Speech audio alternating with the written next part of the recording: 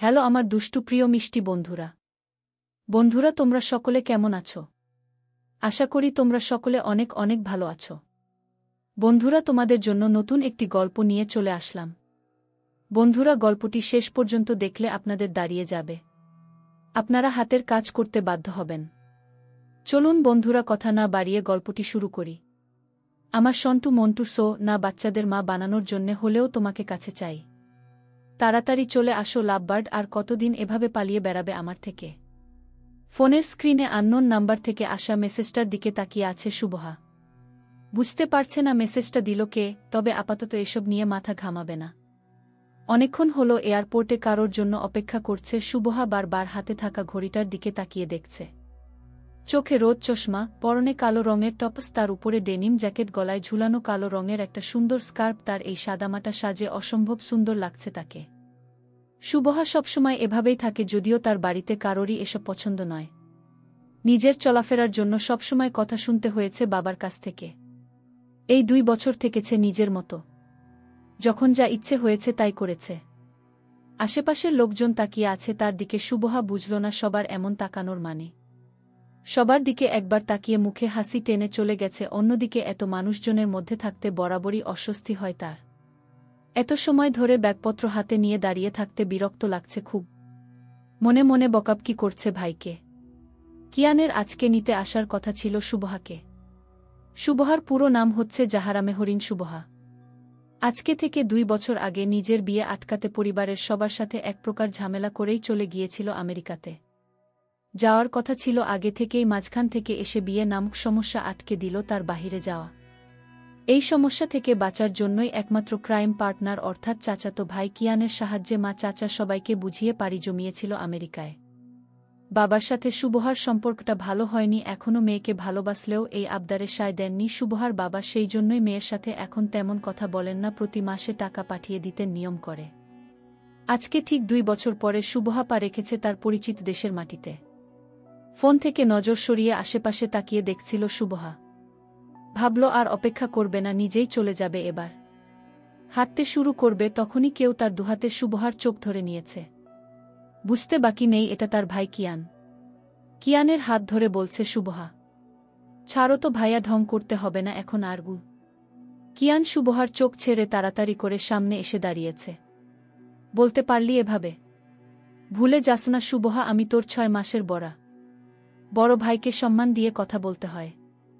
হ্যাঁ হ্যাঁ, অনেক বড় তুমি আমার, মনে থাকবে এখন থেকে।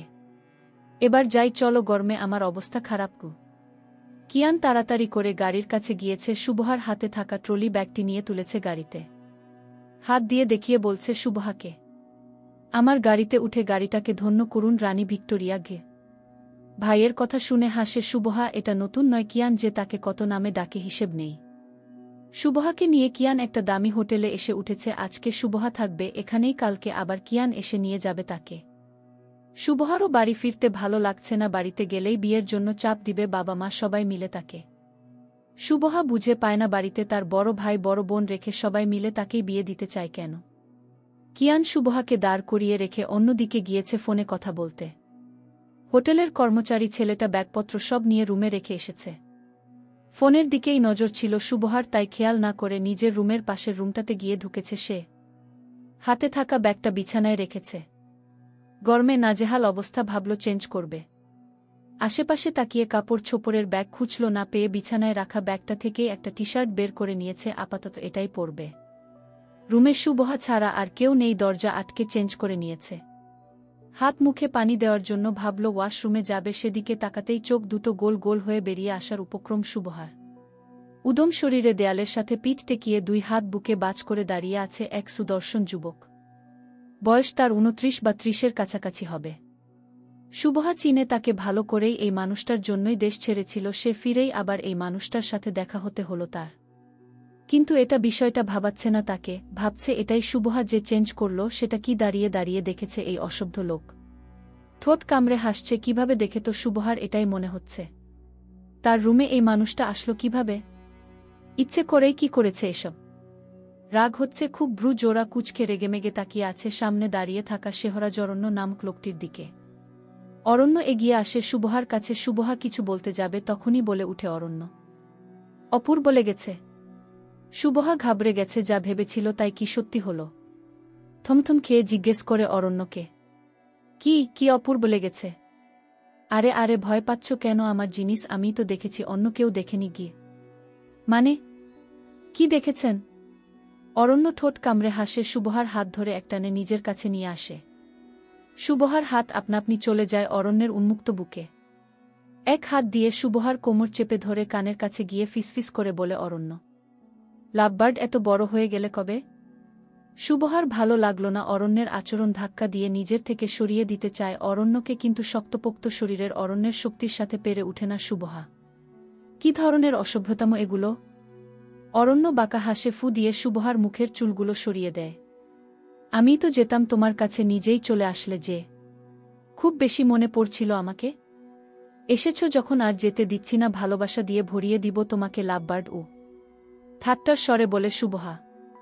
তারপর প্রেম, বিয়ে, বাসর, বাচ্চাকাচ্চা, তারপর 2 বাচ্চার প্ল্যানিং কো? অরণ্যের উপরে জমিয়ে রাগ আছে শুভহার, এই কথাগুলো কেন যেন নিতে পারছে না সে। অরণ্য কি যেন ভেবে এগিয়ে আসছিল শুভহার দিকে, ঠিক তখনই নিজের পায়ের হিলটা দিয়ে জুড়ে আঘাত করে অরণ্যের পায়ে। প্রচণ্ড ব্যথা অনুভব হওয়ার শুভহাকে ছেড়ে দিয়েছে অরণ্য।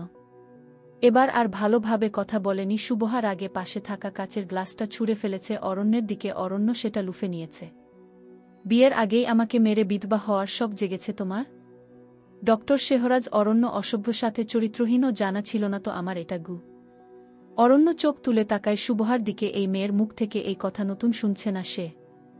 আবারও শুভহাকে ধরতে গেলে সে চলে যেতে নেয় অরণ্য দ্রুত গিয়ে সামনে দাঁড়ায়। এক পা করে এগিয়ে যাচ্ছে শুভহার দিকে। অরণ্য যত এগুচ্ছে শুভহা ততই পিছিয়ে যাচ্ছে, পিছুতে পিছুতে দেয়ালের সাথে টেস লেগে গেছে শুভহার পিঠ। চলে যেতে চাইলে অরণ্য দুহাতে আটকে নেয় শুভহাকে, ঠোঁটের কোণে দুষ্টুমিতে ভরা হাসি নিয়ে বলে শুভহাকে, এই চরিত্রহীন লোকটার সাথেই থাকতে হবে তোমাকে। এই চরিত্রহীন লোকটাই তোমার ছেলের বাপ হবে। তোমাকে ছোবে আদর করবে, তেরামি করলে চড় থাপ্পড়ও দিবে। আরও গভীরে যাব। হবু বউ রেখে তার বোনের সাথে ফ্লার্টিং করছেন, লজ্জা লাগে না আপনার? নিজের বরকে বোনের বর বানিয়ে দিতে লজ্জা লাগছে না তোমার? দরজার সামনে দাঁড়িয়ে আছে কেউ, দরজা ধাক্কানোর শব্দ কানে আসছে শুভহার। অরণ্যের রাগ হল এই অসময়ে কে ডাকতে এলো তাকে।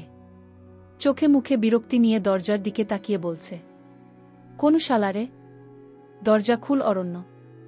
মেয়েলি কণ্ঠস্বর ভেসে আসলো দরজার উপাস থেকে। এই মেয়ে আর কেউ নয়, শুভহার বোন আর অরণ্যের বেস্ট ফ্রেন্ড আনহা।